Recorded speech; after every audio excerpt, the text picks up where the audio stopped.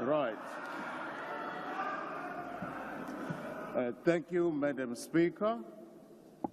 In view of time constraints, I will simply say all protocol observed. Thank you. In view of time constraints, I rise here on behalf of Umkhonto weSizwe, the party which I lead in Parliament, and the party which was I rise here on behalf of Umkhonto weSizwe, the party which I lead in Parliament, to respond to the speech that was made by the President last night.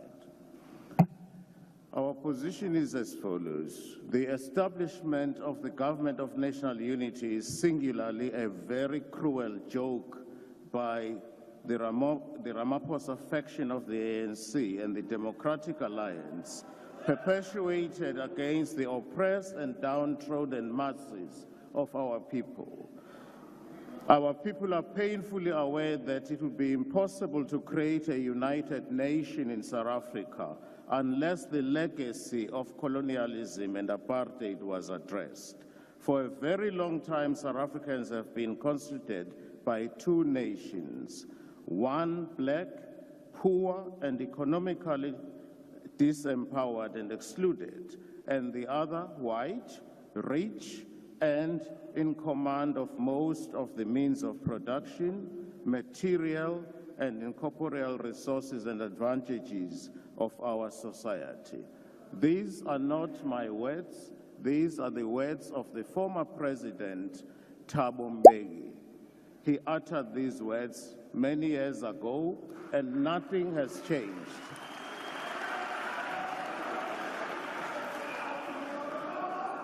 Nothing has changed fundamentally since Thabo Mbeki made those remarks. My question to you, President, is this. Through what magic do you hope to forge a national unity of the oppressor and the oppressed, the exploiter and the exploited?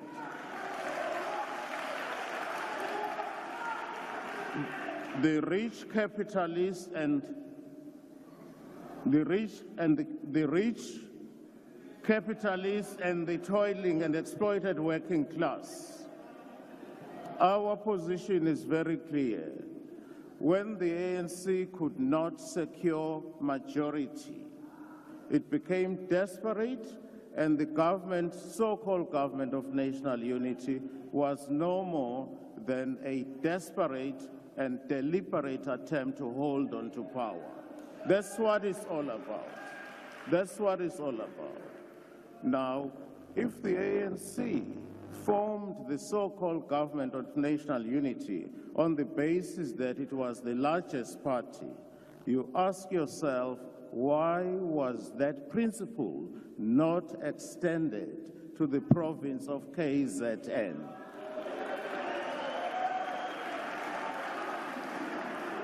It is a fact that Umkhonto weSizwe won the province of KZN convincingly. We know that. That is a fact. That is a fact.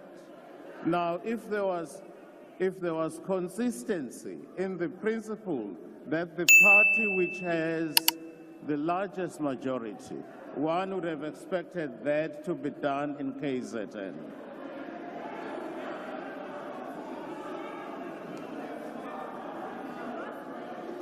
The students of political science, Mr. President, will tell you a simple fact.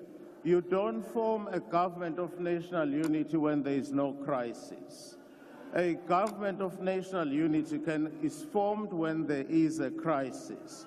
We had it in 1994 in this country.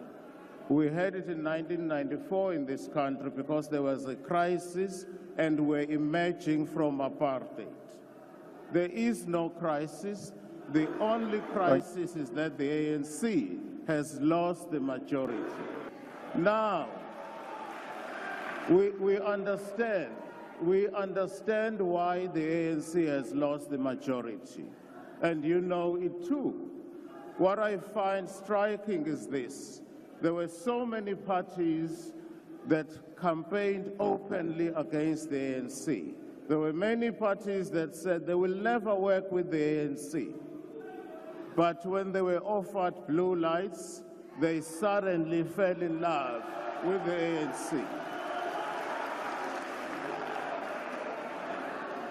Quite frankly, I respect someone like Minister Gayton Mackenzie, whose views were always clear. He said he will work with any party, and he has been consistent in that regard.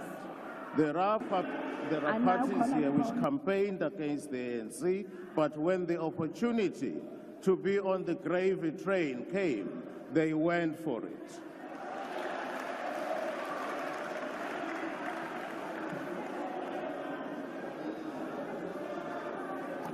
The MK party is very clear.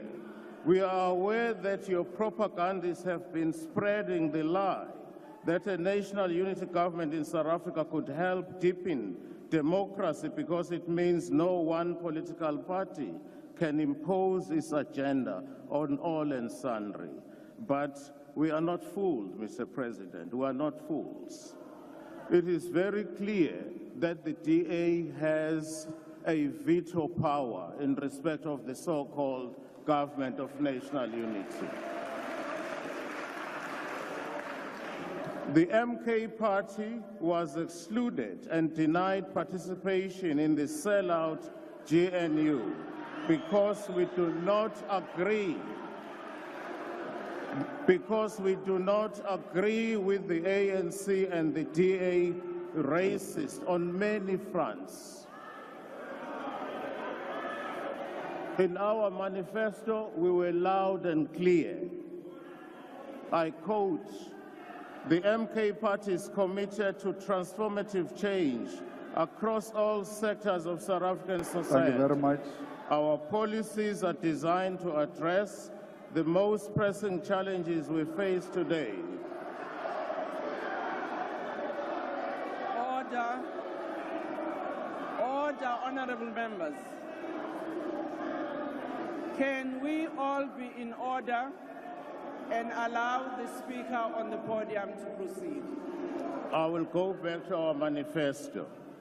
The MK party is committed to transformative change across all sectors of South African society. Our policies are designed to address the most pressing challenges we face today: economic inequality, inadequate access to quality education and healthcare, national security threats, inequitable land distribution, and the need for robust traditional leadership and foreign policies that reflect our values and aspirations. Through our manifesto as the MK party, we aim to lay down a clear path towards a more equitable, secure, and prosperous future for all South Africans. The restitution of land to black South Africans remains a yardstick against which sellout ANC and DA-GNU government, against which your performance will be measured. Land has symbolic value to us. It means so much to us.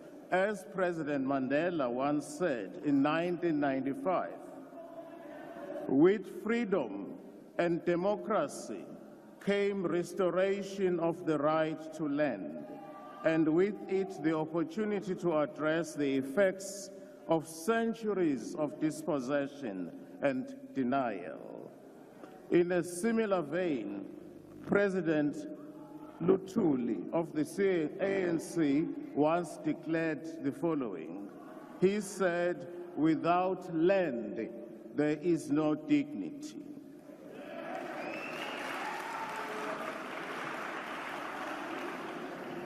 Our own president, Msholozi, said the following. He said the following, "Inkinga zethu zaqala ngesikhathi kufika abamhlophe kuleli. Bathatha umhlaba wethu, bathatha nomcebo wethu, bafika nomthetho wabo, bazenzela unothanda nje."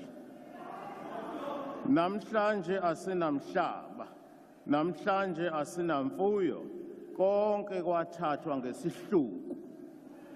Salwa silwela umhlaba wethu, asizange sivele siwanike abelungu.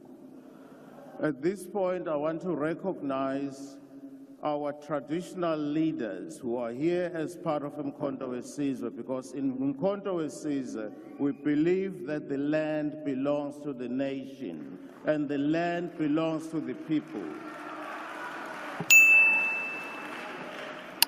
His Majesty, the King of the Khoi and the San people, Glenn Taiposh.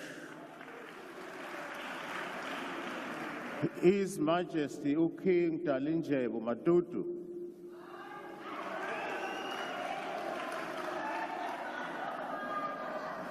His Majesty, King Zwelethhu Mthethwa is here. And finally, our own president is a king, Ubabu Zuma. Yes, he is.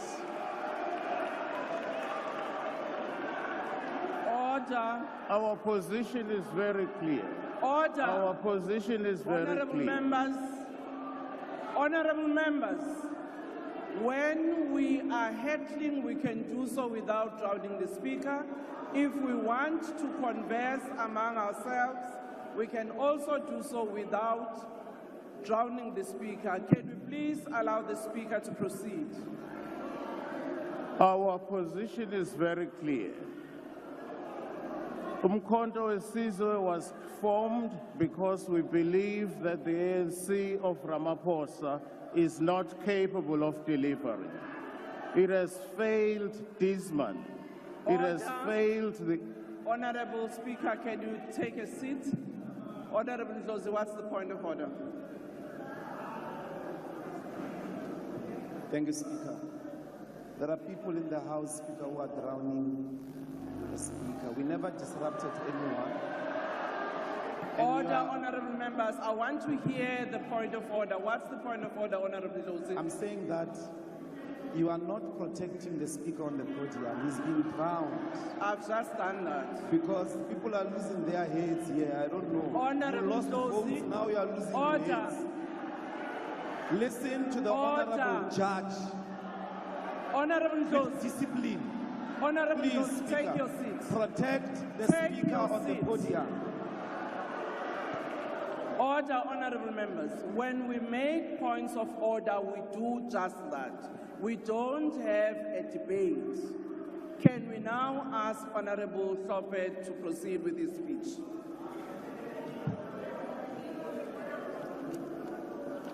May I proceed? Thank you very much, Madam Speaker, and I'm going to proceed. Order. The Chief Whip of the DA, what's your point of order? Thank you, Madam Speaker.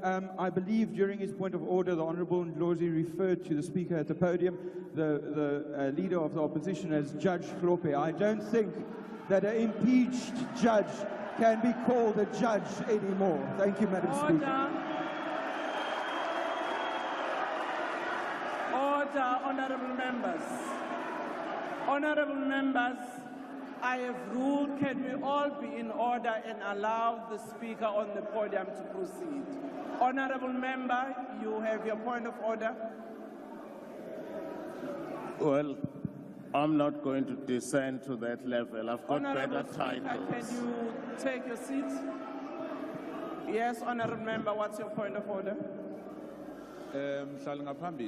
Yeah.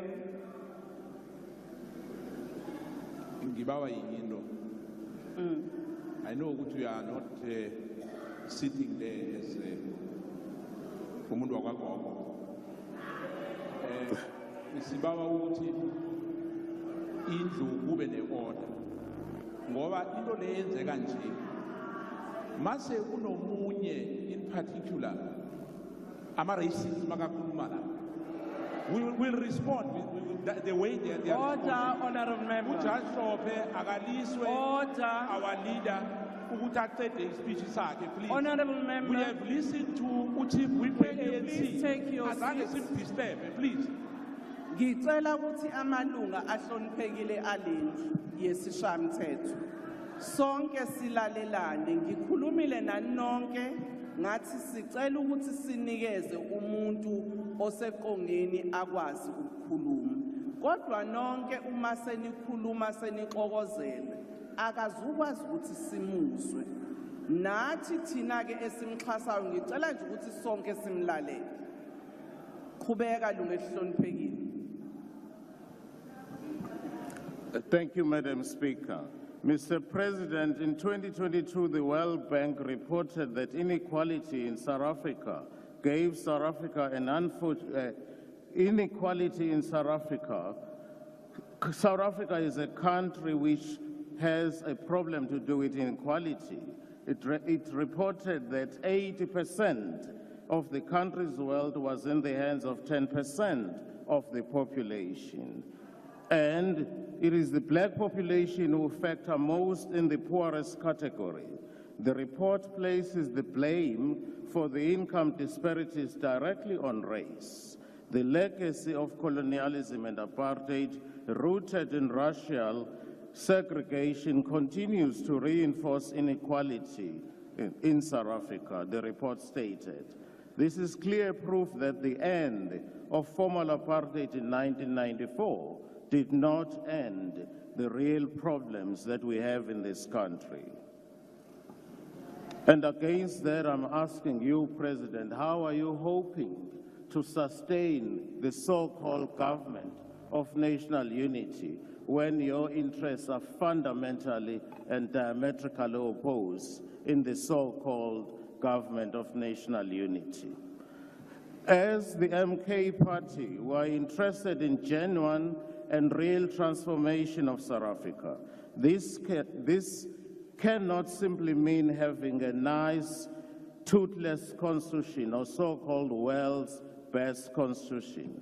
We are not and can never be satisfied with our judges regurgitating Roman law, which was imported into this country through the genocidal force and forced down our throats. When we were colonized, we had our own systems of justice in place. African customary law, which is close to our heart.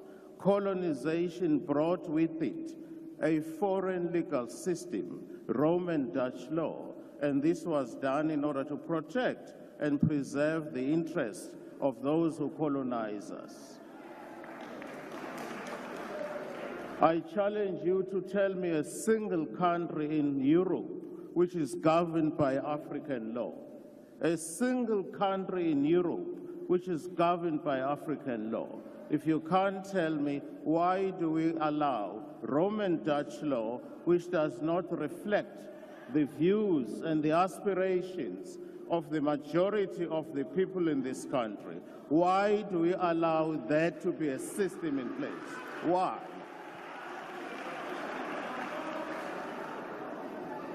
The conclusion is inescapable that that legal system is there to preserve the interests of the privileged white minority in South Africa at the expense of millions of poor black people that we represent in this parliament.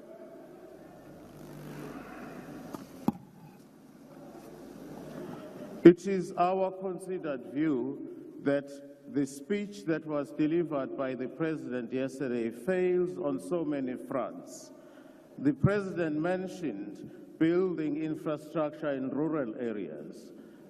I don't know when that is going to start. He has never done it before. What would make us believe that he would suddenly now focus on rural areas as a priority?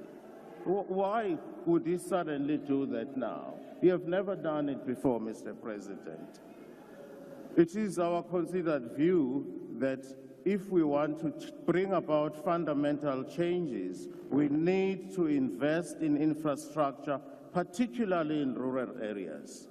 Now, the problem is, where is money going to come from? Because we keep borrowing money every day, Mr. President.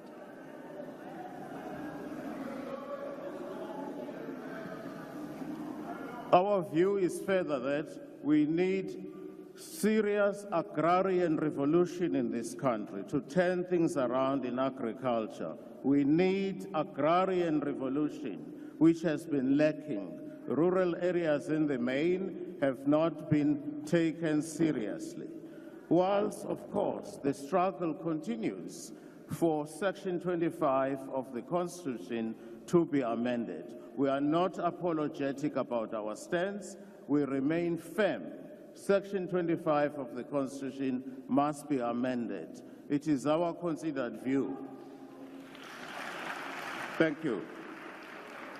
It must be amended to make provision for expropriation of land without compensation. That is the only way we can redress imbalances of the past and ensure that each and every South African has access to land in this country. Once there is access to land, so many of the problems that we have will be dealt with. For example, there will be no influx control. We all know people leave rural areas because they are not developed. They are poorly resourced. They leave rural areas, go to big cities like Cape Town, Durban, Johannesburg, looking for better opportunities. When they get there, there are no opportunities. But if land were to be restored to our people, they will be confined in those areas, provided they are developed. There will be no need for them to leave those areas and go to urban areas. Furthermore, access to land will ensure that everybody has bread on the table.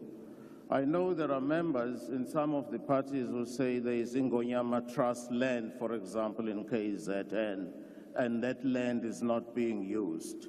That is clearly a lie. People who live in those areas are not dependent on your 350 rand per month, Mr. President. They are serious farmers. They practice subsistence farming in those areas. They are not dependent on your 350 rand for them to live. So we need to invest in agrarian revolution, make sure we turn things around. The other way of generating jobs, which is covered in our manifesto, we should reintroduce compulsory military training. That will absorb our young men and women who have no job and teach them to be disciplined. It will immediately turn things around. There is no question about it. We clearly need to reduce spending. It is very clear as a result of this bloated cabinet. It's all about blue lights. It's all about fancy cars, and you have forgotten the reason why you were elected, Mr. Ramaphosa, in the first place. We have forgotten the reasons. You have, to put it bluntly, you have sold out.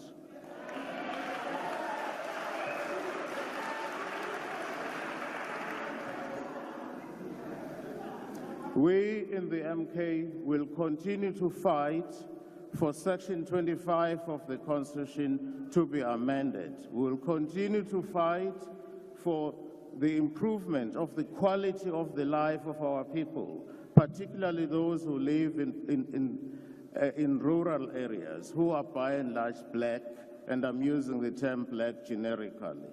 Until those aspirations, we will continue to fight. We will do it in a peaceful and lawful manner. There are parties here, some of them are in government, in the government of national unity. I've heard some people, ministers, advocating the death penalty. That is unconstitutional, and nobody has said they are acting unconstitutionally. The death penalty was outlawed in this country way back in 1995.